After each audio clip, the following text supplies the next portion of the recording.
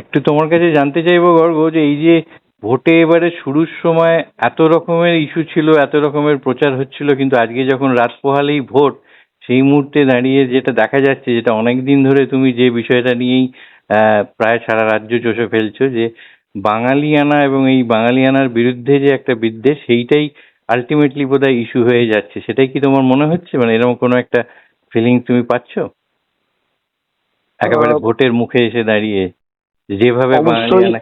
অবশ্যই একাংশের মুখে তো সেটা, একাংশের ক্ষেত্রে সেটা রয়েছে। আবার একই সঙ্গে যেরকম বাঙালি আনা যেরকম একটা ইস্যু, তেমনি অন্তত শহরাঞ্চলগুলিতে বহিরাগতদের মধ্যে চরম বাঙালি বিদ্বেষটাও ঝরে ঝরে পড়ছে। এটাও আরেকটা ইস্যু। মানে একই সঙ্গে যেরকম বাঙালি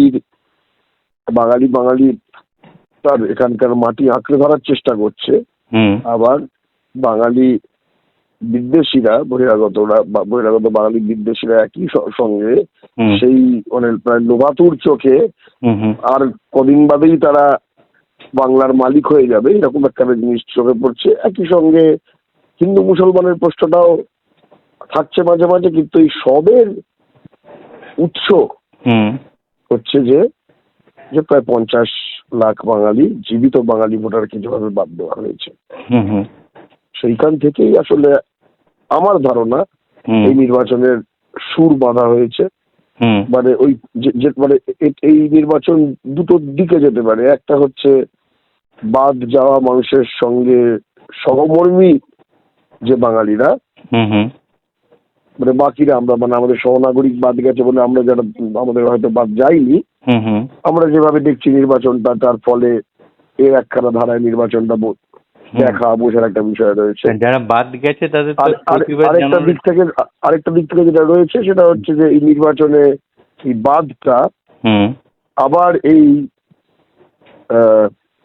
2.5 লক্ষ সেন্ট্রাল ফোর্স, আবার এই মানে বিজেপি বিরোধী দলগুলোর লোকজন গ্রেপ্তার করে দেওয়া, এগুলো সব আবার এটা আরেকটা দৃষ্টিভঙ্গিতে এগুলো আসলে আরেকটি শক্তির কাছে একই প্রক্রিয়ার বিভিন্ন অংশ। না, এই যে বাঙালির পুলিশ প্রশাসনটাও বাইরের পুলিশকে এনে কন্ট্রোল করানো, বা বিভিন্ন ক্ষেত্রেই যা দেখা যাচ্ছে, পুরো নিয়ন্ত্রণটা বাংলার বাইরে থেকে আসা লোকজনের হাতেই চলে যাচ্ছে আর কি। এইটাকে কিভাবে দেখছে? বিজেপি ক্ষমতায় এলে যেটা করবে, আমরা যেটা বলি ক্ষমতায় এলে, এবার তাহলে আমরা যদি নিজেদের প্রশ্ন করি যে এই মুহূর্তে বাংলায় ক্ষমতায় কারা আছে, হাতে কলমে তৃণমূল ক্ষমতায় থাকলেও বাস্তবে পুরো বিষয়টা বিজেপির হাতে। তোমরা আসলে নির্বাচন পরবর্তী সময় যদি কল্পনা করি আমরা বিজেপির শাসন কেমন দেখতে হয়, আমরা সেটা দেখছি। এটাই বিজেপি যেরকম এখানে রিমোট কন্ট্রোল সরকার হতো, যেখানে মানে যে বিজেপি যে অহিন্দি রাজ্যগুলোতে মূলত রিমোট কন্ট্রোল সরকার বানায়, যেখানে সেখানকার যে ভূমিপুত্র জাতি তার একটা করে একটা মুখোশ থাকে, কিন্তু মূলত গুজরাট, ইউপি, বিহার, দিল্লির স্বার্থে সেখানকার সরকার, সেখানকার প্রশাসন, সেখানকার সবকিছুই পরিচালিত হয়। তো সেটাই দেখতে কেমন হয় তার একখানা আভাস পাওয়া যাচ্ছে। মানে তুমি এটাই বলতে চাইছো যে এখন যেটা আমরা দেখছি ইলেকশন প্রক্রিয়ার মধ্যে বা চলাকালীন, সেটা একটা শোরুমের দৃশ্য, এরপর আমরা গোডাউনে কি আছে সেটা দেখতে পাবো, আসলে ভেতরে আর কি আছে। মানে আমরা বলবো যে এটা আমরা শোরুমের একাংশ দেখতে পাচ্ছি। এরপর আমরা তো এখনো তো ঠিক মানে বিদ্যুৎ দপ্তরে, খাদ্য দপ্তরে তো দেখিনি এখনো, ঠিক আছে। আমরা মূলত এটা পুলিশ এবং এই মানে হোম মিনিস্ট্রি, পশ্চিমবঙ্গের হোম মিনিস্ট্রিটাকে সম্পূর্ণ ঠুটো করে সেটা বহিরাগতদের ক্যাপচার করে নেওয়ার বিষয়টা আমরা দেখেছি।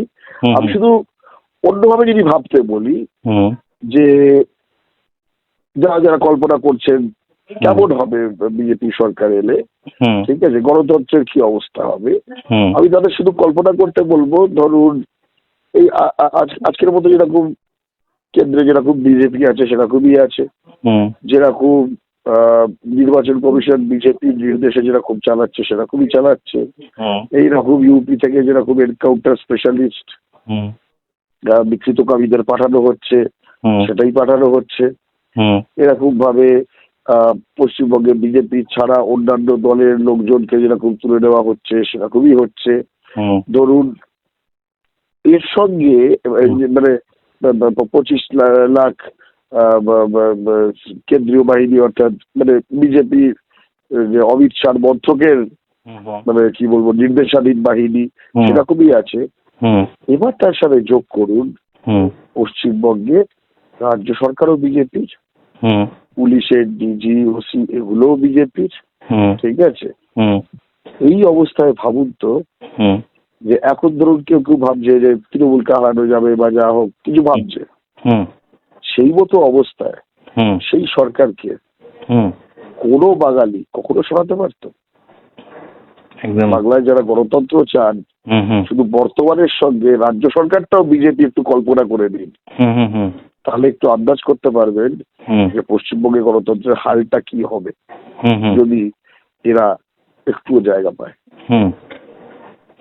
তো যেহেতু এই বিষয়গুলোকে নিয়ে you have already reached out to মানে যতটা সম্ভব অনেক বড় সংখ্যক মানুষের কাছে পৌঁছানোর চেষ্টা করেছে দিনের পর দিন, তো ওইখান থেকে রেসপন্স গুলো কিরকম পেয়েছো? মানে লোকে কি এগুলো সম্বন্ধে ধীরে ধীরে সজাগ হচ্ছে? তবে তবে একটা কথা বলবো, এটা পুরোপুরি শেষ অব্দি নির্ভর করবে হচ্ছে যে বাঙালি আসলে কতটা সহমর্মী রয়েছে আর কতটা তার আসলে জাতিসত্তা বোধটা রয়েছে। জাতিসত্তা বোধ থাকলে সহমর্মী হয়, আর জাতিসত্তা বোধ না থাকলে সে একখানা আত্মকেন্দ্রিক ইন্ডিভিজুয়ালে পরিণত হয়।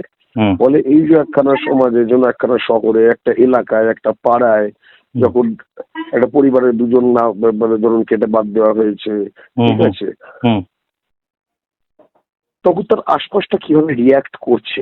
আমরা তো কথা বলেছি ধরুন আপনার কাছে ভিকটিমরা এসছে যে 30 লক্ষ হিন্দু বাঙালি নাম কেটে বাদ দেওয়া হয়েছে, তাদের ধরুন আমি সব মিলিয়ে আমি বলবো আমার সঙ্গে 300-400 জনের কথা হয়েছে, ঠিক আছে।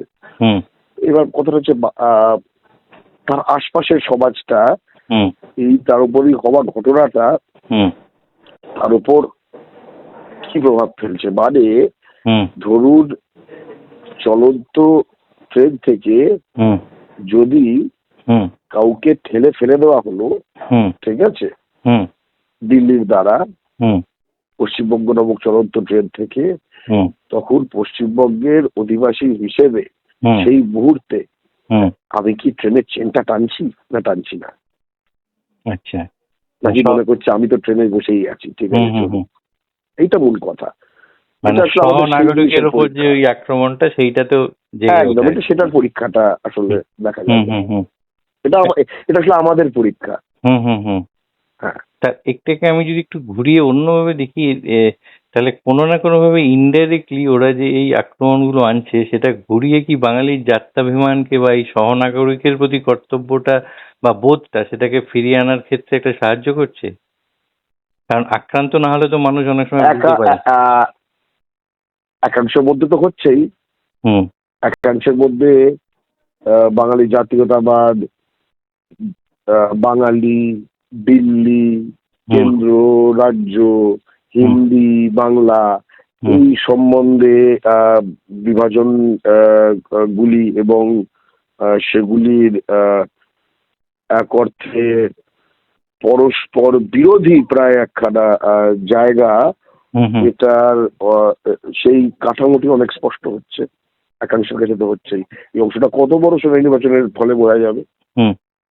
আর একটা অপ্রীতিকর প্রশ্ন দিয়ে শেষ করবো আজকে দিয়ে, যে কোথাও কি মনে হয়েছে যে এই যে একটা অনাবাসী বাঙালি বলে যে একটা কমিউনিটি NRB যাদের বলা হয়, তারা হয়তো কিছুই খোঁজ রাখে না, কিছুই করে না এই রাজ্যের জন্য, থেকে থেকে কিছু ওই কারেন্সি কনভার্সনের সুযোগ নিয়ে মধ্যে মধ্যে শপিং করে ফিরে যায়, একটু কিছুদিনের আনন্দ করে ফিরে যায়, তারা ভোট এলেই থ্রু হোয়াটসঅ্যাপ এবং থ্রু ভীষণভাবে একটা ওই বাঙালির সব গেল বাংলা গেল এইরকম একটা রব তুলে কোনো না কোনো ভাবে বোধহয় তাদের একটা পরোক্ষ একটা কন্ট্রিবিউশন কি থেকে যায় যে এই মানে বাঙালি যে শেষ হয়ে যাচ্ছে এই এটা আমি বলবো এটা এটা এটা এটা যথেষ্ট, এটা অনেকটা সহানুভূতির সঙ্গে দেখতে হবে। প্রথম কথা হচ্ছে যে এই জিনিসটা ঘটে অবশ্যই, এই জিনিসটা আমরা বাম আমলে লক্ষ্য করেছি, কিন্তু অনেক বেশি প্রকট হয়েছে এটা 2016 পর থেকে। 16তে এতটা দেখা যায়নি, 19-21 মানে বিজেপির আমল, বিজেপি যবে থেকে পশ্চিমবঙ্গের প্রধান বিরোধী দল হয়েছে তবে থেকে এটা দেখা যাচ্ছে। হুম আমার স্পষ্ট মনে হয় দুটি কারণ। এক, হুম তারা প্রত্যক্ষভাবে পশ্চিমবঙ্গে থাকেন না, হুম ঠিক আছে? হুম ফলে তাদের পশ্চিমবঙ্গ অবস্থা জানার মূল যে তথ্যের উৎসগুলি, হুম হুম সেগুলি হচ্ছে মূলত বিজেপি নিয়ন্ত্রিত বা বিজেপি ঘনিষ্ঠ পুঁজির মিডিয়া, ঠিক আছে? হুম ফলে এটা তাদেরকে যেভাবে তাদের মাথায় যা ঢোকানো হয় তারা সেটা ভাবছেন, এক। আচ্ছা, দ্বিতীয় আরেকটা কথা যেটা রয়েছে, মানে একে সেকেন্ডারি সোর্স, তাও আবার একেবারে খুব হ্যাঁ, তৈরি করা। দ্বিতীয় আরেকটা কথা যেটা রয়েছে সেটা আরো জটিল সেই বিষয়টা। সেটা হচ্ছে যে আসলেই অনেক প্রবাসী বাঙালি, হুম ঠিক আছে? হুম আমি যারা কয়েক প্রজন্ম ধরে প্রবাসে তাদের কথা বলছি না, হুম হুম হুম যে অনেক প্রবাসী বাঙালি আসলে আহ বাংলার বাইরে যখন হুম বাঙালি সত্তা, বাঙালি আত্মপরিচিতি আক্রান্ত হচ্ছে, হুম হুম তাদের মধ্যে একাংশ হুম তাদের এই জিনিসটাকে কিভাবে রুখবেন, হুম সেটা মানে তার তো একটা আত্মপরিচিতির ওপর আঘাত ঘটছে, হুম হুম তার একটা আঁতে ঘা দেওয়া হচ্ছে। হুম হুম আঁতে ঘা দিলে হয় মানুষ রুখে দাঁড়ায়, হুম কিংবা হুম তার এই আত্মপরিচিতিটাকেই বদলে নেয়, হুম হুম ঠিক আছে?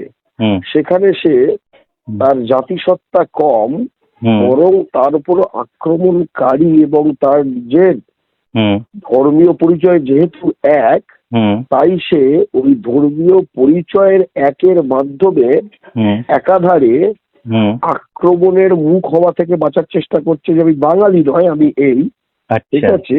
হুম আর হুম একই সঙ্গে হুম সে এক অর্থে আহ বাঙালি আত্মপরিচয়, বাংলা, হুম এইটার এই এই পরিচিতিগুলির ওপর হুম হুম এক অর্থে আক্রমণ করে হুম প্রবাসে হুম তার নিরাপত্তা নিশ্চিত করছে, সে প্রমাণ দিচ্ছে, আচ্ছা, জাতিদ্রোহিতা করে হুম হুম প্রমাণ দিচ্ছে হুম যে তার যেন ওখানে কোনো সমস্যা না হয়, সেই আশ্বাসটা চাইছে। হুম এটা এত প্রকট বিষয় নয়, কিন্তু অনেকগুলো আমি বলবো মনস্তাত্ত্বিক ভাবে এই জিনিসগুলি কাজ করে। আমি মনে করি এটা তার একটা দিক। মানে নিজস্ব নিরাপত্তাটাও তার মধ্যে একটা অন্যতম ব্যাপার আর কি, সচেতন ভাবে করছে না, কিন্তু ঘটে যাচ্ছে ঘটে এইভাবে। যাচ্ছে। হুম হুম হুম বা অনেক। একই সঙ্গে পশ্চিমবঙ্গে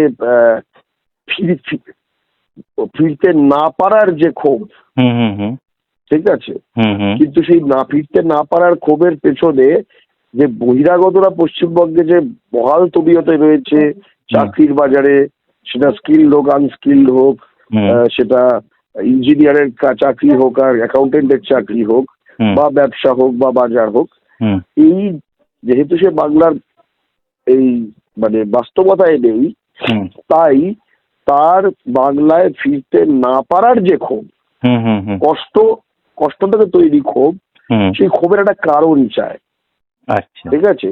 হুম সেই কারণটা সে আসলে মানে এক অর্থে এই মানে সেইভাবে খুঁজে নিচ্ছে। সে ফিরতেও চাইছে, কিন্তু হুম হুম হুম কিন্তু আসলে সে একটা এক অর্থে রাগ হুম ক্ষোভের রাজনীতি, যেখানে তার আসলে কোনো ফেরার কোনো হদিশ নেই, হুম সেইভাবে এক অর্থে ফেরারই চেষ্টা করছে। খুব ট্র্যাজিক ব্যাপারটা। হুম হুম কাইন্ড অফ প্রভাবের মধ্যে জড়িয়ে গেছে আর কি, মানে হ্যাঁ, চাইছে পাচ্ছে না, এরকম একটা অবস্থা। সেটাই।